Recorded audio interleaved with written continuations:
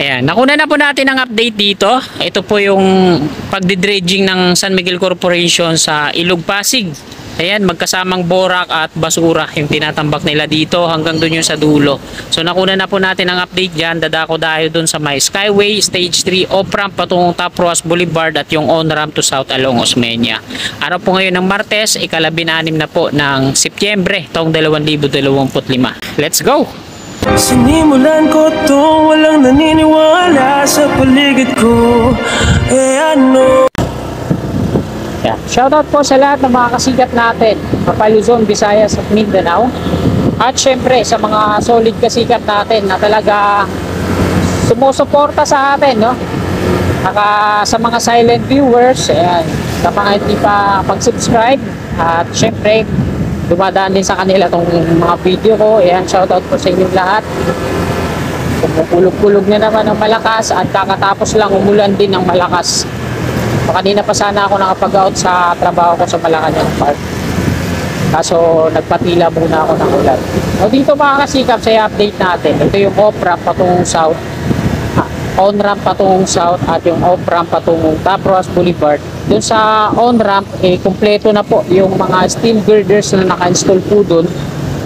Nakita ko po yun noong Sabado ng gabi.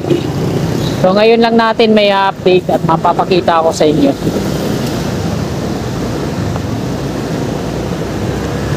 Dahil nga po nung Sabado, malakas po yung ulan. Pagdaan ko doon, medyo hindi po tayo nakakuha ng video. Counter ko dito. Bawal sumalubong dito eh. Buti na lang walang pulis dun sa sa dulo. Sa may intersection, bawal yan. One way to dito. Hanggang dito lang yung pag-counter. Dito sa may sa may kinakananan. Labores Street, hanggang dyan lang yung pag-counter.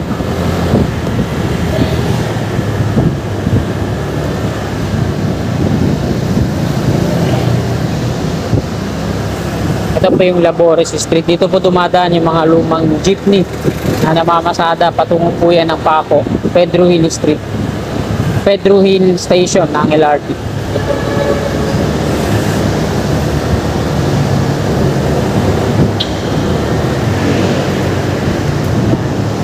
Ito naman yung Plaza Azul. At boy, mataas. Dito tayo. Sana di umislide. Lord.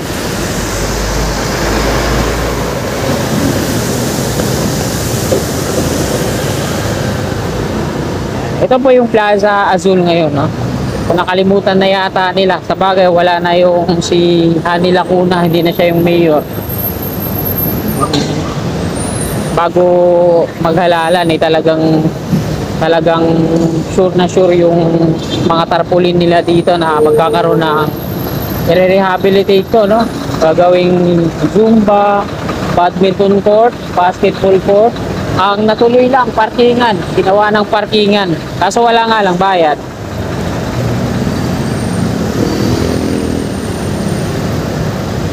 Wow, traffic. Ito yung bunga ng malakas na pag-ulan. Traffic.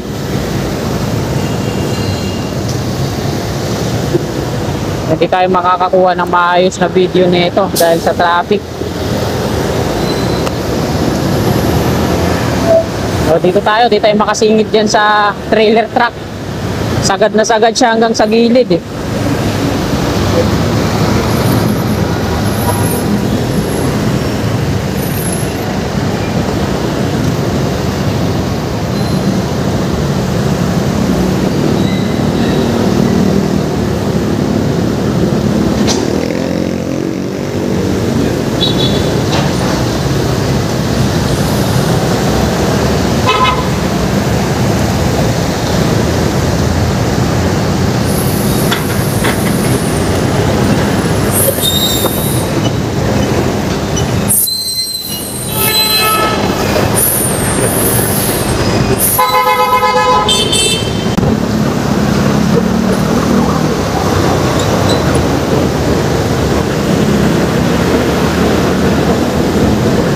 Nandito na tayo sa Nagtahan Interchange, Plaza Dilaw.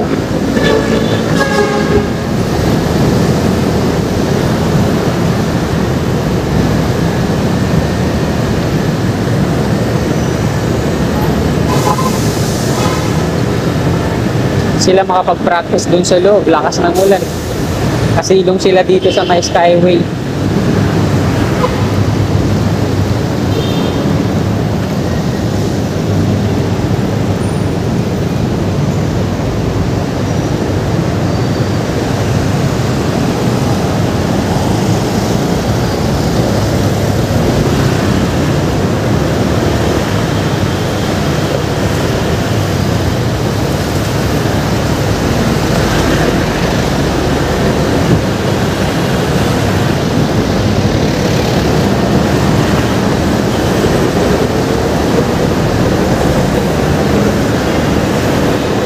Sana makahabol. Pedro Hilly Street na po yan dyan. At sa kanan natin yung umpisa ng Opera patungong Top Roas Boulevard.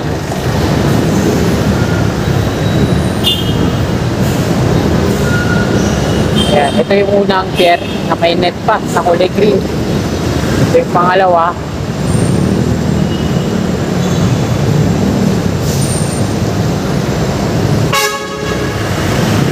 Naman yung pangatlo,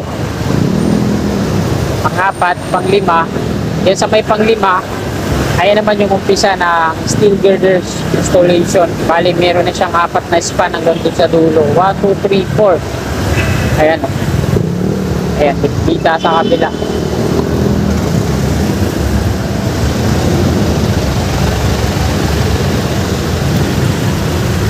AICC. So yung gumagawa sa MRT7 Turnback Guideway, sila din pala yung gumagawa dito. Ano?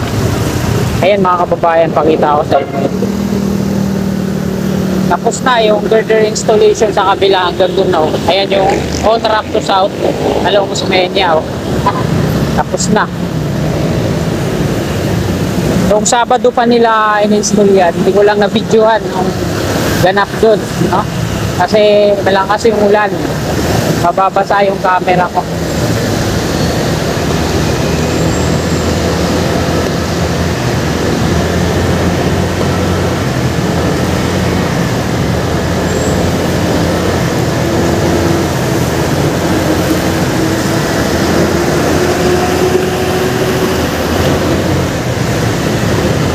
So dito tayo mag-U-turn.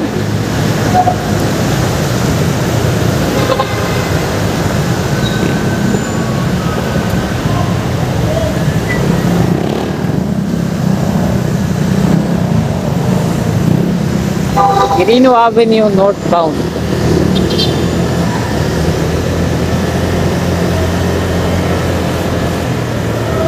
Nagagawa lang ng kalsadang to, kakaspalto lang, lubog na naman yung mga drainage yung sa may manhole.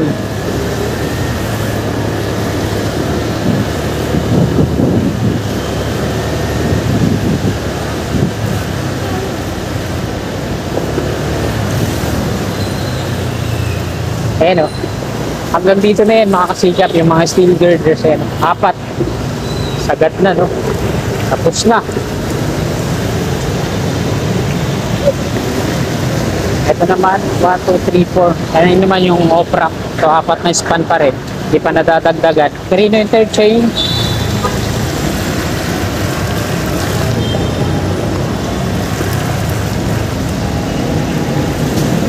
At dito nga, nagkukongkreto na yata sila.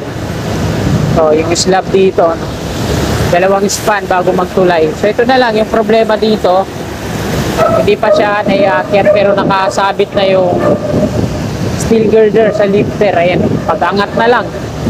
Kasado na eh. Ayan. Kasi ito yung muna nilang natapos dito. Konkreto na, no? May parapet na rin sa taas. At nasa Osmeña na tayo.